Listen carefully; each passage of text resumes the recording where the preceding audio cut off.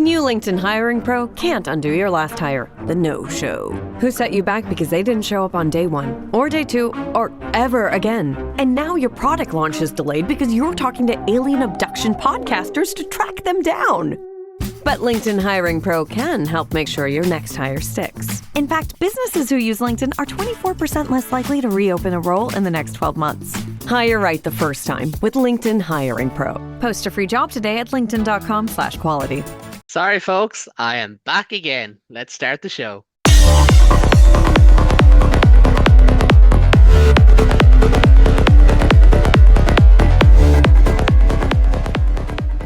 Hello and welcome to today's episode of the Interpro Show. I almost said the wrong podcast title there. You're home for all things Irish rugby. And joining me tonight on my return is the deadly trio. Someone said I left them unsupervised last week, and I think it's the best way of describing it. Adam, Ben, David, gentlemen, good evening. We're in the midst of a heat wave. The World Cup is on. Everyone's sweepstakes is going up the walls. But most importantly, Ben from Limerick. It is All Ireland final week. You've got a ticket. We won't get into that part. You've got a ticket. Where's the nerves at as of 7:10 on a Tuesday evening? I wish I could say I was calm, but I'm not. I haven't been this nervous for an All-Ireland knockout game, I guess, because we haven't made the final for 2 years. In years. But we beat Galway last time we went for, last time we had a bit of a barren period. Galway helped us stop that. So maybe this time. True. Let's forget how long it's been since you've won it. It's fine. Can't count 2 years as barren. Like that's just No, insane. Exactly. I today found out that Galway are 4 from 16 since 75 or something like that in All Ireland finals, which is an impressively bad record. Like it's like Scotland levels. So we've won more since 75 than you have, even though we didn't win one from 75 to 2018. Yeah, pretty much. We were 80, 87, 88, 17 for Galway. They are the 4. But I would ask David about the football, but unfortunately, we may get into a square ball debate, and we'll be here for a long time if that was to happen. But gents, we will get. It was a penalty. I will stand by that. It was a penalty. It was also a square ball, but it was a penalty. We dished up. That carrier is supposed to be tough. Was the ball over the line, though? I'm not too sure. I'm not 100% sure. But anyways, we won't get into VAR chat because, we'll have a soccer pod. Maybe we'll do a soccer pod next year where it's just me and Ben giving out randomly, and Adam. Adam just comes in the Spurs top every couple of weeks. Yeah. Every time they win a game, so it'll be on like once every 2 months. Yeah. Thing is, I'll just be like, oh, we've won again, and then I'll come in a Tranmere kit every other 6 weeks when they win. And an Ulster kit when they beat Zebra in the Challenge Cup at home. But gentlemen, we do have rugby to talk about this evening. To start things off, we're going to reflect on a big away win that was played at a neutral venue, so not technically an away game, as the rotated Ireland outlasted Japan, I think 36-20. I can't remember. I did this notes off the top of my head.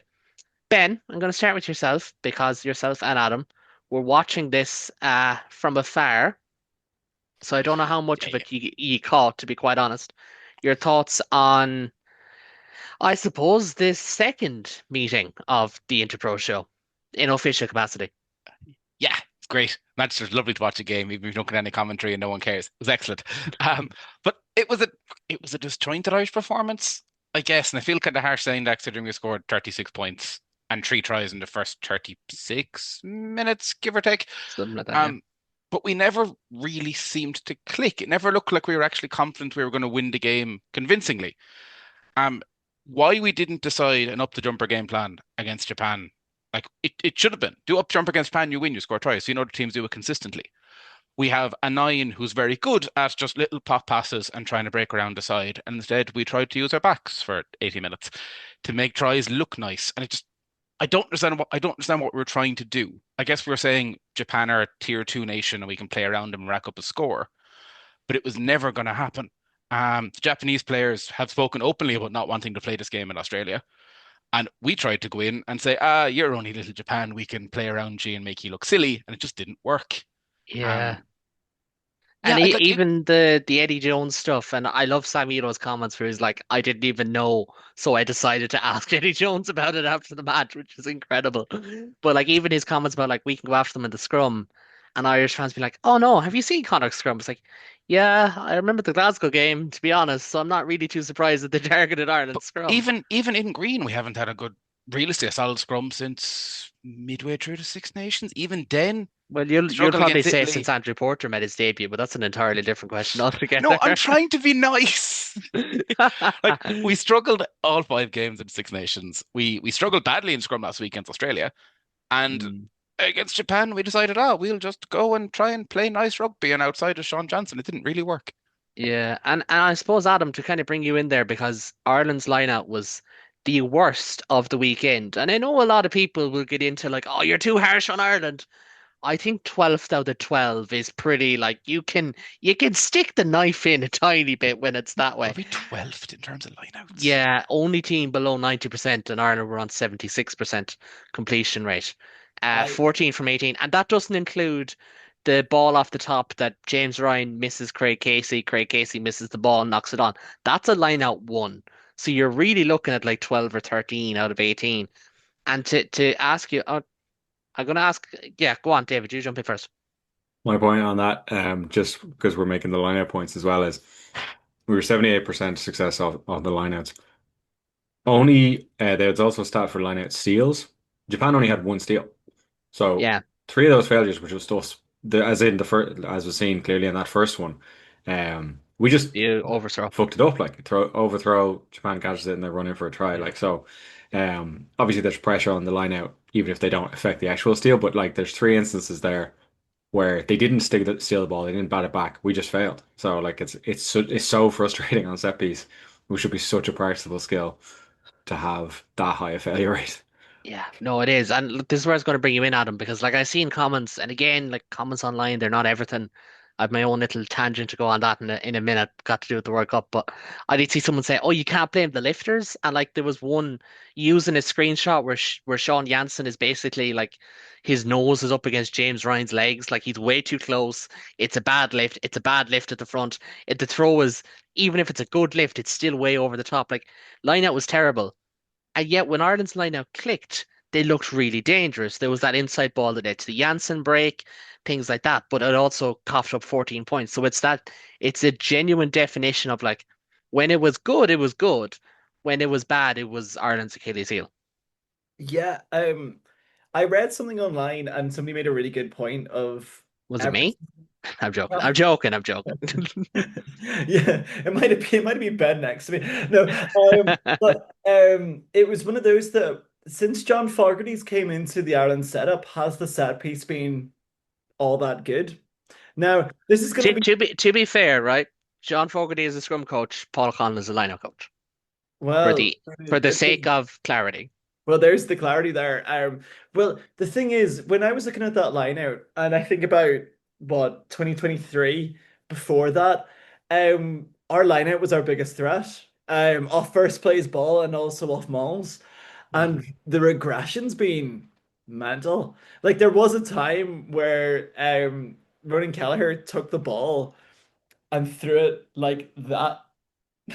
Threw it like that, and I was just sort of like For those on audio, Adam is doing like the I air did traffic controller I thing. did We this just point and just like yeah, do that. I did some United Rugby Rewind as well. But it was one of those where I thought like, and Ben was like, "Oh, by the way, this is like a seventh time doing this, by the way," and I was just like, "Oh yeah, yeah, like I can fully believe that." But I think that it's like I think it's a whole Ireland issue thing. Has there like when you think about Sheehan's good. Like he's one of our best hookers. But then you look down, you see Kelleher struggling with his line out throwing. Tom Stewart is not necessarily the strongest line out thrower. And I would go as far as to say that Tom Stewart's throwing motion gives me the ick. It Well, is it is fundamentally ugly. I'm sure he's a lovely human being. I'm yeah, positive of it, but man. it gives me the ick. It looks horrible. If an Class ick hooker. throwing motion is better than what Kelleher did on Saturday, I'll take an ick throwing motion. Yeah, Yeah. Keller's a good scrummager though. Like this is where like this is where yeah, I understand it wasn't great, but like this is the kind of and you know what? This is part of it as well. And I get an awful lot of criticism for being harsh on Ireland. How dare you be harsh against 30-year-old men earning hundreds of thousands of euros a year? How dare you? But I wouldn't mind being in their shoes, to be honest. But at the same time, I'm like, I can take the rough with the smooth in a game like this, though, at the same time. Do you know, like Ireland? I don't know what David just burst out laughing at, but whatever. Like I can take the kind of the issues, and yes, okay, Rona Kelleher is a player that you want to see him step up, but he stepped up around the field. Like he was still decent. Yes, his throwing wasn't brilliant. I'd use the same kind of metric about Tom Clarkson and Tom O'Toole. Yep. They had up and down scrums. I thought they were very good around the park. So I'm like, if this is the type of performance we have to see, because we only rotate twice a year, it's one game in summer or Six Nations and one game in autumn. If we have to keep doing it, fair enough. If this is the only metric that we're going to have for rotated team, then fair enough. And that kind of brings me on nicely to yourself, David. If you've finished eating the food that you've refused to share with us, as if we're all in the same room, we're fundamentally not. Um, it's kind of that best of both worlds thing. Like we got the 5 points. Sorry, I hate saying we. Ireland got the 5 points. Ireland won the game. They've come out alive. They've no injuries. It's fine. They rotated. They got minutes. Like this is fine, isn't it? Yeah, it is. It should be the poster argument for doing exactly this. I think there was a Apart lot from of the in concern. Australia part. Just leave that part out of the poster. Oh yeah, no, I've gone to great lengths to explain why I have issues with that. But like it's I had a good chuckle earlier when you said that Adam and Ben were watching from a distance. They were in England. I think they were slightly geographically closer to Australia than we were, just a little bit. We were But also Technically speaking, I was the furthest away because I was heading towards Dublin during the in game. well, in there you go. theory, we were closer to the two other Newcastles as well, which is mad when you think about That's it. true. Newcastle County Down and Newcastle upon Tyne and a There you Don't certain say go. upon time. Don't say upon time. Just because That's what Andy happens. Burnham's about to be Prime Minister doesn't give you like this clearance to be all British on us. No, No, okay. that's what happens. No, Spend too much no. time there. He's wearing. Oh, it doesn't matter. He'll be wearing an England top tomorrow night. I know well. Oh no, sorry, Merseyside. No, sorry, Scouse, mate. Go on, David. Sweepstakes. Yeah, but like as poster children for rotation, this game was it. Like we rotated against a team that we should be able to beat anyway. We were able to beat them anyway. We did it. I think the scoreline probably flattered us a little bit. Like the final try was good. It was a nice bit of play from. I think it was Doug putting Stewart through the hole to finish there. But it was like kind of icing on the cake territory. The match was already won. We've been put under enough pressure that on 70 minutes, Harry Byrne feels the need to take the three to stretch it out to a two-score game. So, Japan did push us a little bit. There was a lot of ways we let them into the game. But overall, we had four debutants. They all played well. Some of them played really well. We didn't come out of it with any injuries. We got to play a little bit more flowing rugby than we had before. Our set piece is shambolic, but that's a work on. And we do have to acknowledge that there is a lot of change of personnel in that forward pack, so that's going to happen. Samuel Lowe's first contribution when he came on the pitch was to come on and lock out a scrum. That's pretty good for a young tight head prop. Um, Billy Bowen didn't do a massive amount wrong. He's just barely out of the under 20s. Like, the bar there is relatively low, but I think he cleared it, to be fair to him. And then Sean Jansen, like it's unfortunate that it's in a position that we do have like relatively good strength in already. Ken Doris obviously being the captain, Jack Conan being the backup, but like that's the kind of thing you want from someone who gets a debut start on a tour like this, is to go out, play 60 minutes and just, you know, rip it. Took his try well, carried really hard into contact. Player of the match. I didn't feel, you know, um, like a storyline kind of player of the match. I felt like, yeah, that's fair enough. Maybe Nick Timoney could have edged it too, but it wasn't unreasonable to give to Janssen. So in terms of rotation, I think the only thing that would have maybe frustrated as a missed opportunity is that it would have been nice to maybe see the same kind of thing in the backs as we saw in the forwards. I don't think it would have hurt us to have Zach Ward out wide maybe instead of Stockdale, or maybe Zach Ward out wide and Stockdale at 15, or Osborne. Osborne is the one that a Osborne. lot of people talk to. Like, go to put him in the center, bring in Ward, Yeah, then you it could put looks very Osborne. different. You could have even put Osborne at 12 and tried McCluskey at 13. He can play 13 just to see, like it doesn't have to be a long term thing. So there could have been a little bit more change. Now we did have Kieran Frawley starting at 10. In the first game he started at 10 the entire season, up and down, out of him. But Do like you know, that's do you know kind what, of David? I might jump off there because that was going to be my next point, anyways. to throw to Ben about the halfbacks because I know both sets of halfbacks, both sets? No, both halfbacks have gotten a lot of criticism. I didn't see the game live, I watched it back. And Ben, ultimately, the one thing that just kept coming to mind was number one, this is Gibson Park's team. We're built around Gibson Park. We don't have a Gibson Park. So you have to take a little bit of, give and take. Guys will still do well, but they won't be themselves. Craig Casey hasn't played since the last day in May. Kieran Frawley has played 20 minutes since the last day in May and hasn't played 10 to 15 months. So what were kind of people's expectations? Like it was never going to be great. Ireland, as you said, probably did a pretty poor job of getting that kind of quick ball running over the top of Japan in this game.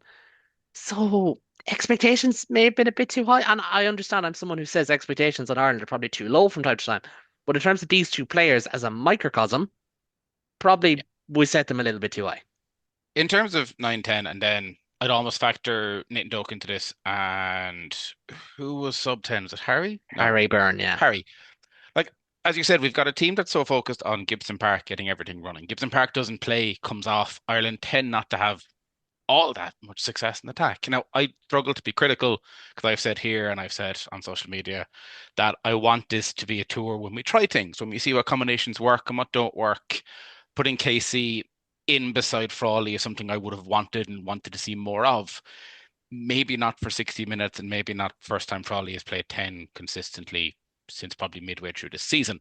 It's 15 months, I think. Like the last game he played at 10 was the game at Thomond Park, which was an absolute nightmare for And everyone, they including weren't Andy helped Farrell by for sitting behind you. they weren't helped by the centres inside him either. And like I don't want to be overly critical because we did try some things, but like I don't think Henshaw had the greatest game of all time on Saturday. Grew into Um it, I'd say, is probably the best way of putting it. yes, but there was no when you have Henshaw and McCluskey who are senior-ish players inside of Craig, I almost want them to take kind of a step forward and say, we know how this works. We've been in camp, we've played test matches together. We can almost guide you through this step. And instead you've got Casey and Frawley trying to grab a game that wasn't really flowing that well in their game plan anyway, but scruff and neck and it not working. You're then bringing Harry Byrne and Doak in to try and save a sinking ship at that point. Neither of them have played together in I don't know how long, if ever, Maybe in one green. A game. An The A A game game away in Bristol, possibly. Although I have a weird feeling Doe came on like wing in that game or out in half. an actual competitive test game, have they played No. together? Probably not. And for a team that is so focused and so heavily pushed on cohesion and Team Ireland, and we play this way and this is how we make it work, to expect anything other than janky is asking way too much of this team. Again, And to if we score see 36 points with 5 tries with a janky halfback pairing. I did think Stu had a good game, to be fair, but Ireland's attack was pretty janky the whole way through. They probably didn't get the forward dominance that we've seen in like this exact game last November, for example. Stu was Not excellent when he played bad. at nearly 13. Stu dovetailed out and was Yeah. excellent. He did kind of a really nice running line a couple of times. We ran almost a dog leg around the ruck into Craig, and it worked really, really well. Which is the We just type of didn't see move it that enough. Craig Casey loves with his Munster forwards, for example. And this is the thing, because I think as much as I would probably not be sold on the Kieran Frawley experiment, I think, he's 28, 29. He hasn't got the minutes at out half. You can't just wish it into happening. Something has to happen. Yes, he's moved to Connacht, and we'll see if it helps. But himself and Craig Casey are a good match on paper, but it is their first game together. Did they even train together the entirety of the week? Like, we don't know. Do you know? They probably didn't train together the week before, which is probably an even bigger issue. So there's all that as well. Adam, I'm going to bring you in and we will pause and we'll look ahead to the New Zealand game. Don't worry. There's all that to come as Ben does a little Lion King circle of life with his cat, or not Ben, David, with his cat down there. Adam, large Ulster contingent in this game, pretty much a mixed bag. Tom O'Toole, mixed bag. Tom Stewart, mixed bag. Stuart McCluskey, probably the best of them. Timoney, again, excellent. And so on and so forth. Bryn Ward on debut, of course, should be mentioned.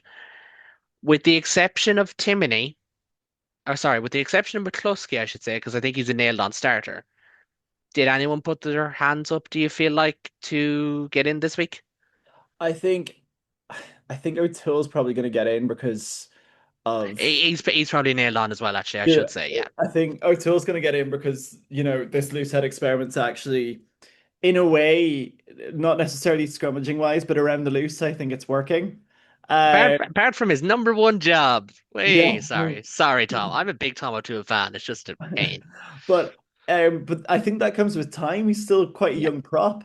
Stuart McCloskey, yeah, I would quite like to see Timoney start against the All Blacks because I thought going around the park, I thought that his carrying was really good. I thought he did everything else really well. As an Ulster fan, after that, I would love to see Robert Balakoon back. He is back. that's true. Years back, I would love to see that speed. I think that's the one that I said throughout this Summer Nations, whatever, the Nations Championship. I would love to see a bit of speed about that back line. I think Jacob Stockdale didn't really do himself any favors in terms of team selection. I think he didn't really get involved in the game as much as I thought he would have. He was just sort of lost. I think both wingers would have been a bit lost in that game. And then Cian Frawley played wing for the rest of the game, so I was a bit That confused with that that that one's incorrect now. We should call you up on that one. That was called Is out it? on the, I he played swear fullback. He played fullback. he But played he was fullback. second receiver, so he was in that kind of pendulum role, to be fair. I swear, yeah, it was the pendulum that confused me. And But the yeah, pints. yeah, I know. As a former back three player as well, I anyway. But yeah, as an Ulster fan, I was pretty happy with the amount of representation in the team. I just think there was a lot of moments. I think Bryn Ward's first thing in an Ireland jersey was to concede a penalty, and I was just sort of like, oh. But after that, I think it's green shoots. It's there's some good positive factors, and I am thinking back to the game as well. I think when you look at some of those players like your Timoneys and like your McCloskeys as well, there is really good scope of building depth there. Building depth that we should have been building beforehand. But yeah, as an Ulster fan, I was pretty pleased with the amount of people that came on. Um, yeah, that's what I was going to say. I'm going to say O'Toole, Timoney, possibly, definitely bench, and Stuart McCloskey to be in line. There you go. Yeah, I think that's a pretty good summation. But we're going to leave this game by talking about something that was teased upon with David a few minutes ago. David, you've a good grasp of geography, to be fair. Newcastle, New South Wales is not in Japan. And as you said, you weren't a big fan of this yourself. Yeah, sorry, I left it a bit vague. You weren't a big fan of this one. Discuss.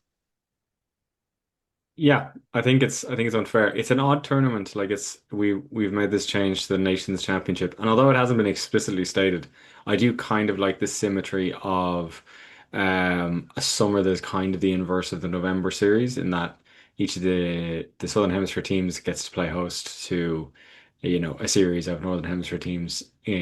Basically instead of having tours, which can be good and can be kind of met depending on the pairing. This should allow for a bit more variety, hopefully. The thing is that my understanding of the way the tournament is structured is that this is not a World Rugby owned competition. It's owned by the Six Nations and Sanzar. Japan are not part of Sanzar, neither are Fiji. So they're both invitational teams. And one of the conditions of those invitations seems to be that they don't have quite as much control over the situation as everybody else. So in this case, what that meant was that Ireland didn't want to have to travel from Australia up to Japan, which is a 10-hour flight, play in Japan, and then fly back down to New Zealand, which is another 10-hour flight, um, over the span of 3 weeks. Yeah, on the face of it, you go, yeah, that's fair. But the downside to that meant that Japan lose out one of their home games. And I think it's unfair on Japan because as tough as it would have been on Ireland, England had to do this. Now they had to do it for other reasons because they had to fly to the UK to play Fiji. But the travel, while it's annoying, is not Japan's fault. Japan deserved their three home games. The only reason they didn't get their three home games is because they have less political capital here than Ireland. There was a bit of bullying going on, and so they were like, "Yeah, we'll play in Australia." The give was that I think Ireland wanted to play in Melbourne. Japan opted to play at Newcastle because that's where the opener for their World Cup will be. So that was kind of their card to make up for it. But I think the baseline of it is Japan were hosting for the summer. They played Italy at home. Next week they'll play France at home. They should have been able to play Ireland at home. And I think if this match had been in Tokyo, it probably would have sold out. Like Ireland's a big draw in Japan. The last time Japan played Ireland in Japan, they beat us. So, it would have Don't been get a it. big, No. Don't it would mention have that been, one. Yeah, thank you, Jack Carthy. It would have been a big Oh, draw. hang So, on a god fucking minute now. Hang on. I will so I block think it's you. I unfair. don't No, it care. wasn't Jack's. It wasn't Jack's fault. We didn't start losing until he came off. I True. think it's unfair in Japan. I think they missed out on they missed out on gate receipts because there were only like 11,000 people at this game, but they missed out on hosting a game, and I think it is unfair. You can make all the arguments you want about distance and travel and how tough it is. It is tough, but other teams do it all the time. We should have just sucked it up and gone for the trip. It would have been a better game if it was hosted in Tokyo than if it was in Newcastle. And I think it's again another example of there are some teams who have a lot of power in rugby and there's some teams who have less. And the teams who have less tend to have to put up with it. I was similarly vexed about Fiji playing in the UK, but apparently they opted for that because they'll get more gate receipts there and they'll use the proceeds to build up their own stadium at home, which is fair if the tournament lasts long enough. The Did Fiji are Italy go eventually to able to host it. Japan the week before? Yeah. Yeah, Italy did, yeah. yeah, But that was week one, so that's obviously going yeah. to be So the easiest. caveat is like other teams will have to do it, but it's their first week or their last week, so they won't have to do up and back in the span of 2 weeks. Which Yeah. I get. It But would have been then you annoying, look at it. but You look at England, of course, who went from South Africa to to Everton London to and Liverpool then to and Liverpool won. and now on down to Buenos Aires Yeah. next week. So like that is as owners. It would have been owners on Ireland, but it again, I think at a fundamental level, that's not Japan's fault. Not quite So Taylor Swift levels of air miles, but It, nearly there. it was Kira, an or Ben, don't tell other people that I said it that. was an incredible. Do you but yeah, remember? Oh, yeah, go sorry. on. No, go. In the pub when one of Ben's mates mentioned how it was Emil Heskey's last ever football stadium that we were playing in the That Newcastle Yes, is it against that was. is Celtic. an incredible shout. Like that is how do you know like that? And Anyways, it was just when we all looked at him. Nice. Hello, Danny. Danny listens to the pod every week. You've got your hello, shout I've out met now. Danny. Hello, Danny. How are you? That's one of those moments where you're like, okay, now we lock in as a bunch of men and women sometimes, of course. We lock in as a group, and now we just name random players. Adam, Rodney Ayew, remember him? Ah, no, stop. I wanna plow on because there is obviously a big game coming up this weekend. There's a big game coming up at 8 o'clock. Between France and Spain, which I know some people don't like when we mention round ball, but like that's literally been my job the last couple of weeks, has been the World Cup. So I'm not going to not mention it. Shout out to the guys on Twitter who are like, "Why aren't you discussing this, that, and the other?" And I'm like, I was up till 6 a.m. watching World Cup. I do not give a shite about Hey, who's in the Ireland squad right now. Go if you on. don't know, Caolán's the VAR guy. I He's, am, yeah. I'm actually no, I'm the referee who went. Yellow card, Paraguay, yeah. with the vocal stim. Um, I should say, right, a year ago today, myself, Ben, and Adam, well, we didn't publish it. Producer Lee published the first podcast with the three of us. I know David came on later. I am sorry, David, that we can't include you in this particular celebration, but look, it's just the way it is. Um, so yeah, happy 1 year to us, and to celebrate it, because we are absolutely soaring. We're not really, but we're happy. We're happy. Um, we have launched a new YouTube channel where all our stuff is going to be on next year. Four provincial podcasts, which I don't have all four names for yet, but four provincial podcasts on that YouTube channel. You can check it out. It will be below. It will be linked alongside where you see the Global Gain Line name. And we'll be doing that for the foreseeable and into the start next season. So you'll have a chance to subscribe. But, gentlemen, next week, a real challenge at hand because Eden Park opens up its gates ready to murder another victim, as it has done 52 times in a row now. 52 times in a row, New Zealand have won at Eden Park. History says no. Form says no. Practically every living metric known to man says no. And this is where the commenters can come and say that I'm often negative, like they did to Adam at the weekend. Poor Adam. I just don't know how Ireland is supposed to win here. This is the reverse Mayo's curse. This is nigh on impossible. Go on, Adam. Have your rant. And I feel like this is why we might win. I think this is what, and this is the stupid thing If about you it. if you Andy forget about Barrow, all the reasons we can't win, we might win. yeah, no, if you think, let's, This is like if everyone else forgets to play the Euro Millions this week, we're gonna win it, right? yeah, but this is my prospect, right?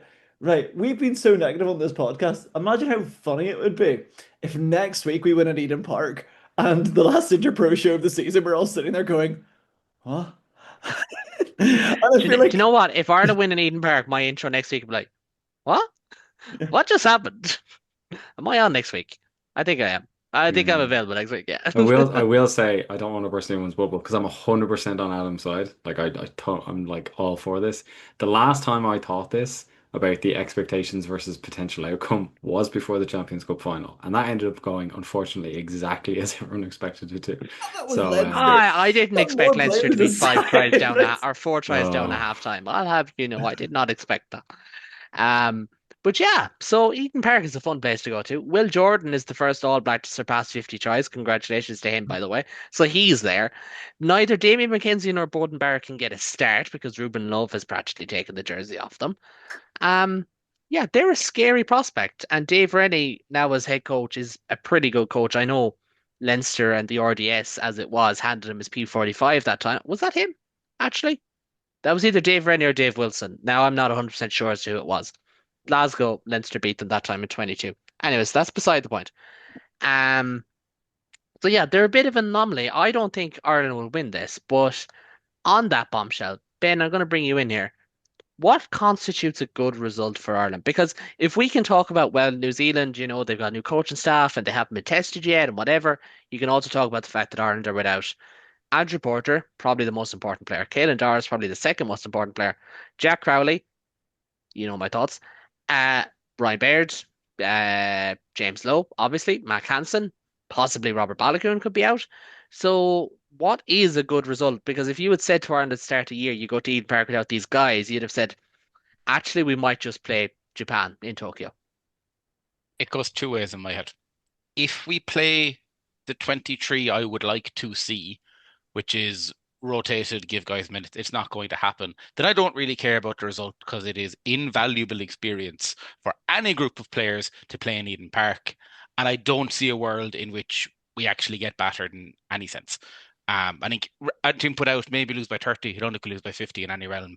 We're not in the, I'm going to say Declan Kidney, Eddie O'Sullivan era when that happened last time. Kidney in Dunedin. No, not Dunedin. Hamilton was the week after. It was the week after Christchurch, and it went badly. We're not there.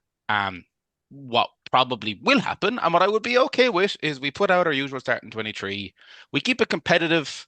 Our line out functions, our scrum functions, our set piece doesn't fall apart, and we keep it under 15. And I think that is legitimately a very good result for his Irish team. Having said that, Under 15, when you consider Ireland lost by 13 points in Chicago and didn't really fire a shot for an hour, would be a pretty good result. yeah, but that should be the level we're going for. That should be our Yeah. metric. We think we are, and Andy Farrell has said it, and we have made fun of it on this podcast, but we think we're one of the four best teams in the world. One of the four best teams in the world doesn't lose by 30 points in Eden Park. Just yeah, doesn't. Yeah. Um, Although with injuries, but then I suppose again, how much do you but, look at but injuries when New Zealand have injuries and they have a new coaching staff and we they've have all this as well. depth, we have cohesion, we have a wonderful group of players to pick from. Mhm. It sounds like I'm taking the piss. I'm not. We have a very good squad. I I'm not. agree. I do agree. I do have a fear though that this Ireland team, and I've said this before, and I got kind of laughed at for saying on Twitter. I do believe Andrew Porter is the most important player in that Irish team because when Andrew Porter is there, it's like having a literal like Hulk there. Like you're always going to get go forward. You're always going to have that pressure release valve almost of this incredible behemoth at prop. I think Caelan Doris is massively important, obviously as captain, but also his work around the park. And I do think, and I've said it before, I do think Jack Riley's the best 10 in Ireland. I do think he's incredibly important to what Ireland do as well. Even if the game plan Ireland go for this weekend could suit Sam Prendergast more, I'm not saying it wouldn't. I still think Crowley and his ability to pick apart defenses, to keep them on the back foot, to keep them honest, especially with someone like McCloskey beside him. I think he will be missed. Tommy O'Brien, I didn't mention last time. I think his pace on the edge will be missed as well, even if going up against Will Jordan is pretty much an impossible task. What is it, 6 tries in 6 games against Ireland he has? Or something like that, or Like, six in the five All Blacks possibly. are going to score. Like there's no world we're going to keep them out. No world they're not going to score at least 20. And well, yeah, no, no, they're good. Like They're going to score that's why we're tries. going to nil them. See, if you score more points than your opposition, you'll win. And that's exactly the type of analysis you get at the end of the season when you run out of things to talk about. Because this is 55 episodes in. I am so done Well, with this season. it's a full year without break. Yeah, it's been a while. David, I'm gonna bring you in here because we have look, we talk about expected teams. We can nearly always name the Irish team off the back of our hand. Like you can kind of tell it's going to be very similar to Australia, more than likely. Balakoon could come back in for O'Brien or Osborne, and that's probably the only change. And Burn into six. And that's probably the only change that's going to be made from that game. Timothy was mentioned already. I think there's a case for Jimmy O'Brien to start in the wing. And as you said yourself, or one of you said, maybe you play McCluskey alongside Aki and you go for that power balance. If you were to make changes based on that Australia game, where would you be looking and why?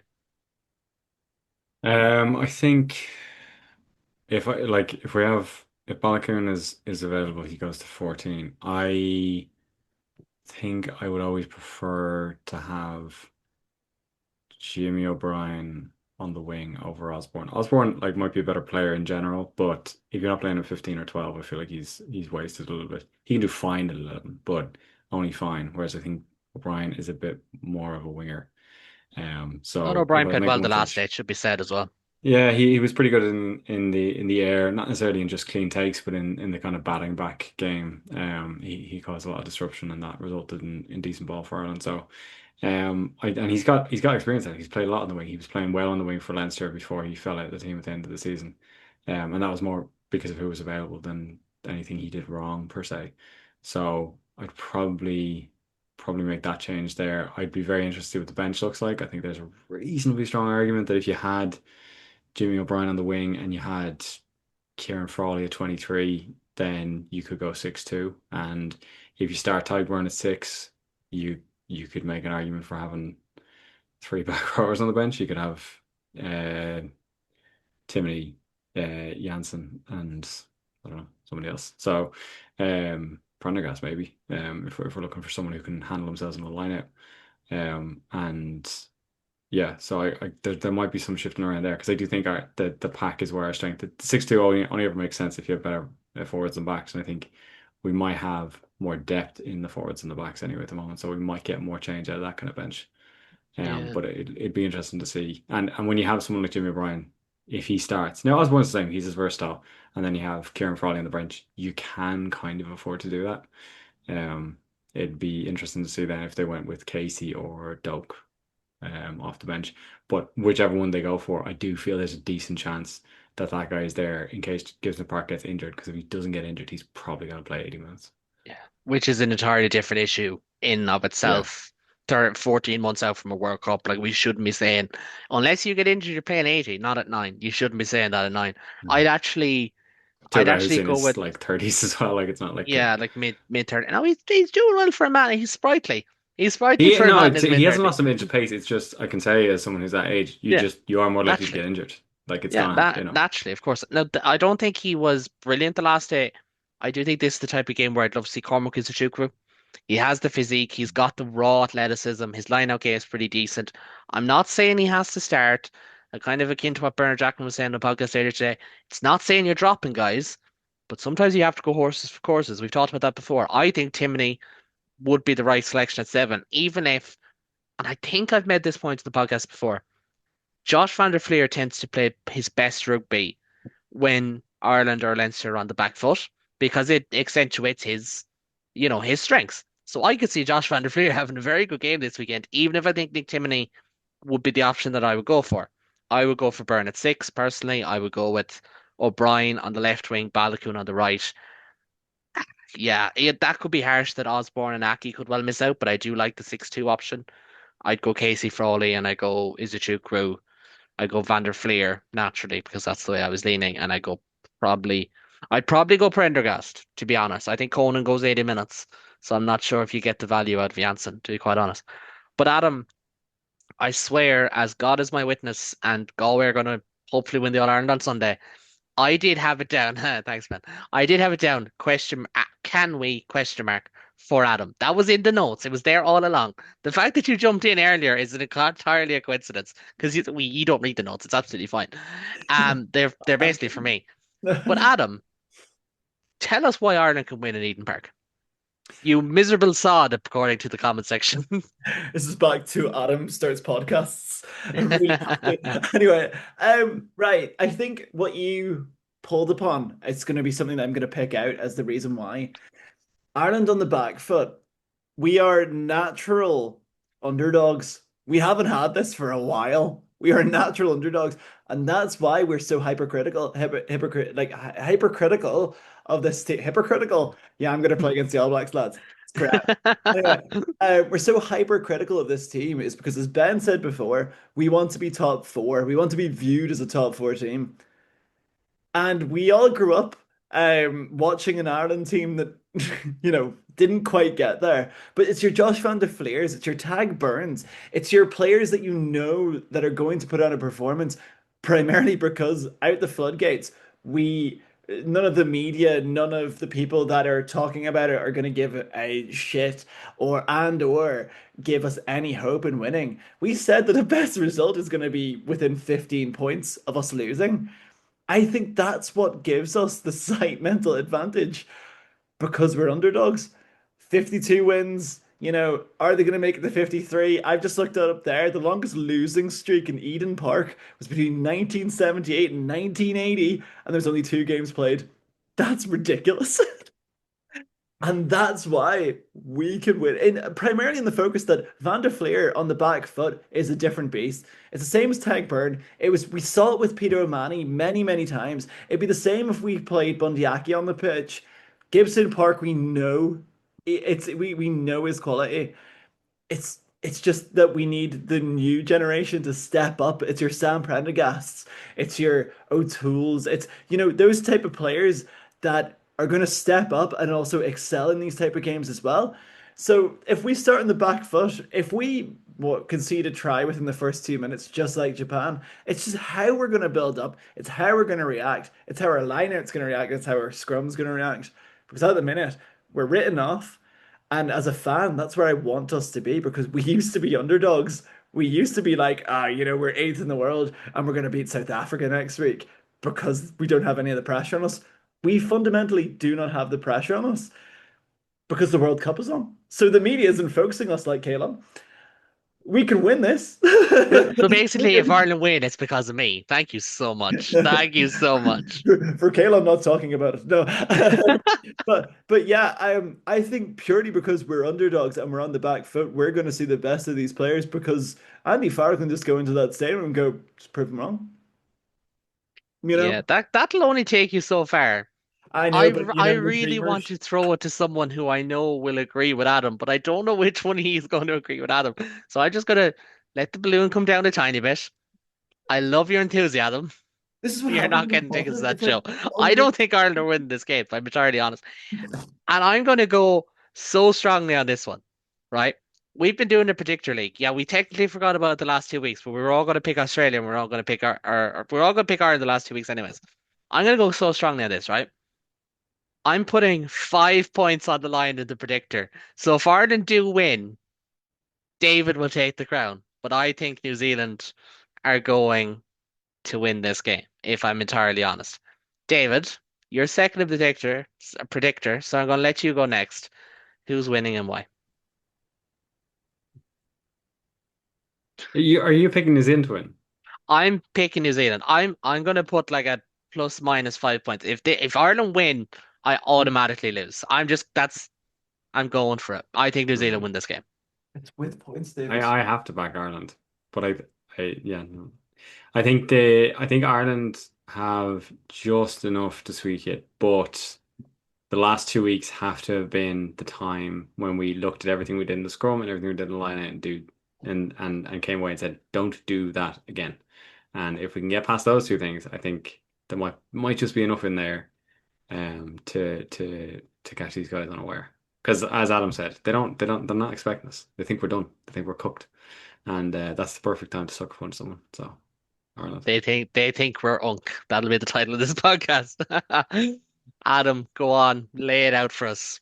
Who's Do winning? you know what? When Robbie Henshaw scored a try, I turned around to Ben and went, there's my unk. It was Yes, one of yes, you did. Yes, you did. I did, yeah. We're so professional. We are so professional. That's still not like the top 5 worst things that's been said in one of each Ford's company either. That's the worst part about it. Relatively tame for us.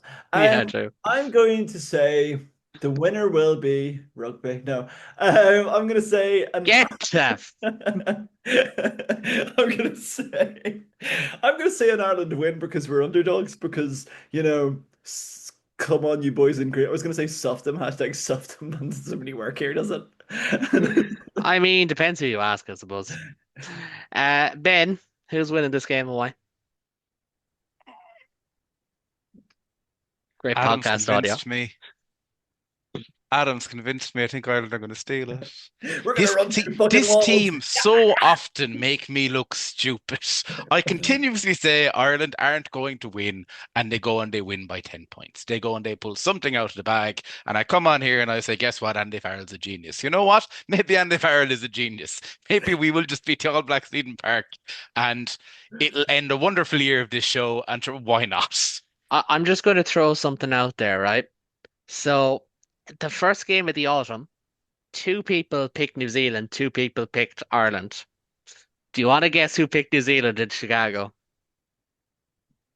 No, it was me and David. And for round 4 against South Africa, 2 people picked, or 4 people picked Ireland, and we all got it wrong. So when we hit this wave of positivity, usually brought on by someone's monologue, it doesn't tend to go well. And I'm actually going to have a quick scroll down, and for the European finals, 3 people said we'd have an Irish double. I'm just saying. Look, we've been poisoned by the comments who keep telling us we don't That's know true. ball. That's plainly obvious. But they also tell us we're mean to Ireland. Look, we're not. We're That's lovely. true. And I think there's at least 3 questionable hairlines. I'm not going to We say had- who's the one. Me and Ben had some very convincing after 8 pints conversations about the James Lowe contract situation. Those 8 points, of course, happened after the Argentina-Wales game, of course, not after the Ireland game at 11 a.m. Of course. No. No. No, We during might the- get we might get those. Do you know what? We might crack open a few beers next week on the final episode of the I'm season. off. Oh Jesus, this is going to be unhinged. Adam has no kids to mind the following morning. We're absolutely fecked for the first time since last year. But gentlemen, want to keep it under the hour. Kickoff is fast approaching in Dallas. Look, it's a busy week. It's the busiest week of sport. We got Open Championship, you got World Cup, you got Ireland, New Zealand, you got the Full Nation Championship, you got the World Cup final. If you are a Argentina sports twice. fan, England versus Argentina twice. yeah, true, actually. and the Battle All of the Ireland Falklands. final. And I was getting there, and the All Ireland final. So if you are a sports fan, enjoy the weekend. One of myself or Ben is going to be absolutely ecstatic on Sunday evening. There's a very small chance that I'm still happy on Sunday evening and Galway lose. That kind of relies on like a Rory McIlroy Shane Lowry Open Championship win, to be quite honest. But these are the weeks we live for. These are the weeks of sport that we live for. And even if it doesn't go well in Eden Park, just remember you've got so much rugby, so much golf, hurling action as well. It's going to be a great weekend, everyone. And World Cup. At the third place game, of course. The après match game, as they used to say. But thank you very much for allowing me back onto this show, gentlemen. Thank you for joining us. Thank you for everyone for tuning in. We'll be back next week with the final episode of the season. But until then, we'll chat to you very soon. Thank you and good night. Viva España.